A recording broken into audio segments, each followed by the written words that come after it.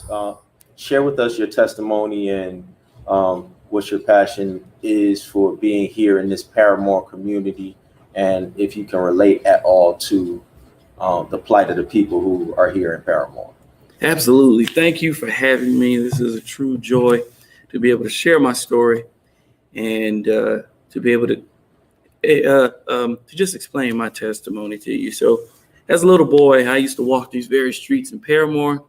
Was homeless for 8 years. And my mother and my sister, we lived at the Orlando Coalition for the Homeless. And during the afternoons, we would walk these very streets here on Anderson and Paramore because you couldn't stay inside the shelter during the afternoon. The doors would lock, and you would have to find elsewhere to shelter and just buy time until dinner time. And I remember standing outside these corner stores, sitting at bus stops, waiting for the bus to come to go to Lake Eola and play at the parks until it was time to go back to the shelter.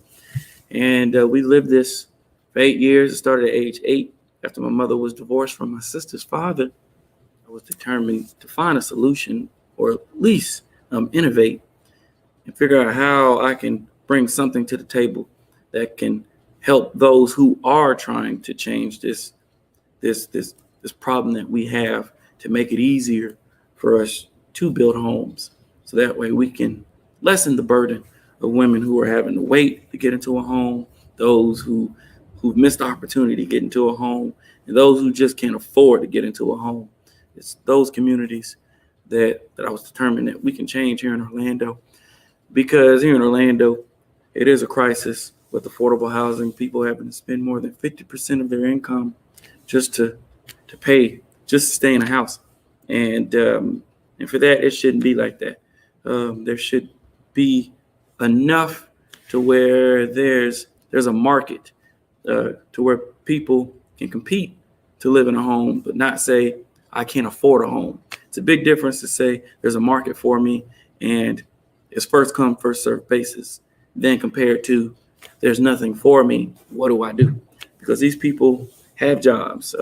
Some of these mothers who are in shelters have jobs, but can't afford to send their kids to pay for daycare and having to decide, can I pay this much in rent when I need this money to travel, food, and things like that. And so if we can create something that's tangible, that's where I was like, okay, we can help a lot of people. And so that's where I decided to get involved in creating a block that can really help change people's lives. And so with this technology, it would allow us to build communities with the people to build their own. Look at that.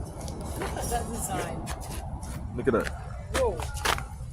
Look at that. I've never seen anything like this.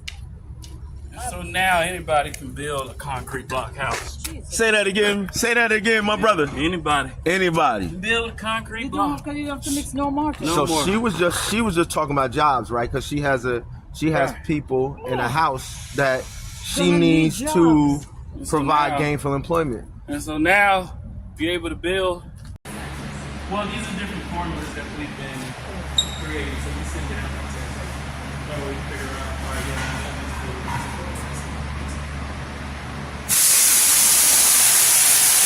God has truly blessed my brother.